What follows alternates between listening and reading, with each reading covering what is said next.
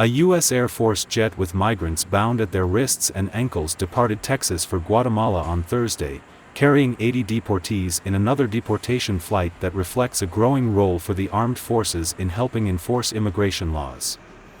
According to Associated Press, the flight from Fort Bliss, an Army base in El Paso, was scheduled to take about 7 hours, nearly twice as long as a direct route, because the military plane could not fly over Mexico, said U.S. Border Patrol spokesman Orlando Marrero. 8 children were aboard. The message that we have for those people is that if you cross the border illegally, we are going to deport you to your country of origin in a matter of hours, Marrero said.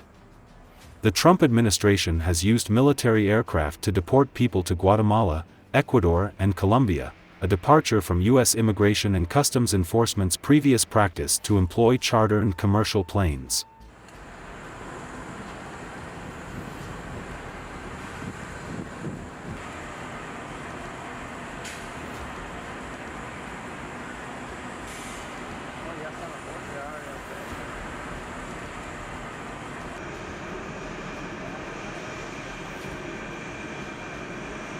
La patrulla fronteriza utiliza los recursos necesarios y disponibles para deportar personas que han entrado ilegalmente a los Estados Unidos. Nosotros vamos a utilizar todos los recursos necesarios que nos permitan de manera rápida expulsar personas a su país de origen.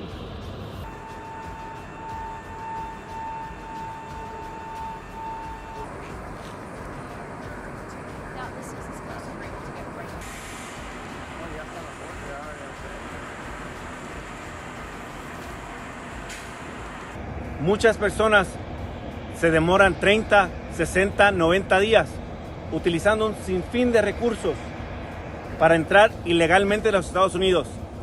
Y el mensaje que le tenemos a esas personas es que si cruza la frontera ilegalmente, le vamos a deportar a su país de origen en cuestión de horas.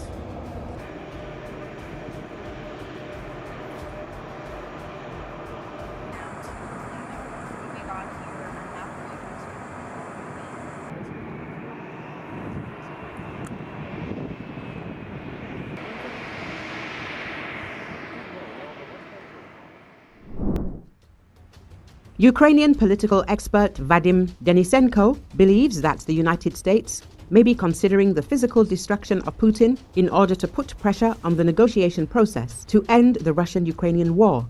He expressed this opinion on Espresso TV. It's important to understand why Tucker Carlson announced the Biden administration's intentions to eliminate Putin right now. Let's start with the fact that it was Tucker Carlson who recently interviewed the Russian dictator. Accordingly, his statement will be of great interest to Russian intelligence services. We must understand that in recent weeks and months, there has been a lot of talk about 2 areas of the negotiation process. In particular, the first is Putin's military logic, and the second is Donald Trump's trade thinking. There was a lot of talk that Trump, as a businessman, could not understand the Russian paranoid man who wanted to fight. A lot of theories were built around this, Denisenko explained. The political expert believes that the United States may consider the actual elimination of Russian leader Putin. According to Denisenko, Carlson's statement indicates that Donald Trump is preparing the ground for negotiations with Putin, who is most afraid of the physical destruction of him and the regime in Russia.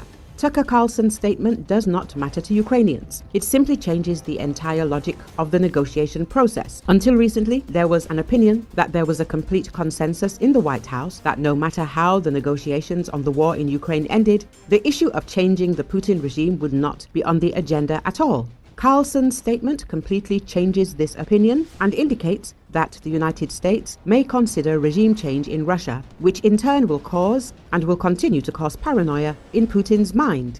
He is a coward, and most of all, he is afraid of physical destruction. From this point of view, I think this is a kind of heavy preparation for future negotiations between the United States and Russia. As a matter of fact, Trump has raised the stakes to the level of Putin's life or death. It's hard to say what this will lead to next. However, I have no doubt that this is a very strong move by Trump, he added.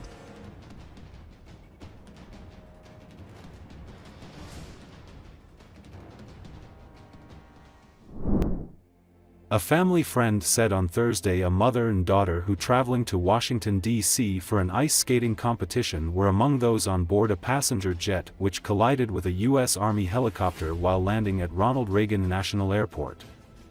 The man told British broadcaster Sky News he came to the airport after hearing his daughter's best friend and her mom, who were from Kansas, had been on the flight carrying 60 passengers and 4 crew members.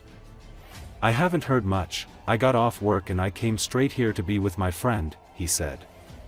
According to Associated Press, the Federal Aviation Administration said the midair crash occurred before 9 p.m. Eastern Standard Time when a regional jet that had departed from Wichita, Kansas, collided with a military helicopter on a training flight while on approach to an airport runway.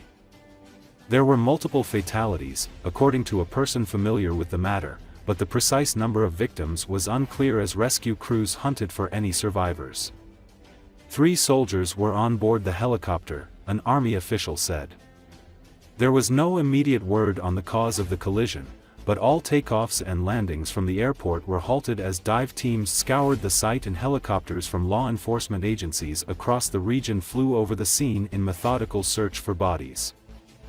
Tell me again, sir, who was on the flight that you know? My daughter's best friend and her mom. And who had been travelling to DC, obviously, for what purpose? She was on a athletic trip. She was on an athletic trip. Yeah. And based in Kansas, yeah. Yes. Yeah. And what do you think of what you've heard? I haven't heard much. I got off work and I came straight here to be with my friends. So. Yeah. A time of great distress. Yeah. Thank you. She was on ice skating. She's an ice skater. Based in Kansas, yeah. Yeah. And what was? Tell me about the Washington skating experience. Was it a camp or? It was a competition. A passenger jet has collided with a helicopter while landing at Ronald Reagan National Airport near Washington. That's according to the Federal Aviation Administration, which says the collision remains under investigation. According to Associated Press, all takeoffs and landings from the airport near Washington have been halted. Multiple helicopters, including those from the U.S. Park Police and the D.C. Metropolitan Police Department and U.S. military, were flying over the scene of the incident in the Potomac River. D.C. Fire and EMS said on X that fireboats were on the scene. Washington, D.C. Police said on the social platform X that multiple agencies are conducting a search and rescue effort in the Potomac River after an aircraft crash. Video from an observation camera at the nearby Kennedy Center shows 2 sets of lights consistent with aircraft appearing to join in a fireball. The airport said emergency personnel were responding to an aircraft incident on the airfield.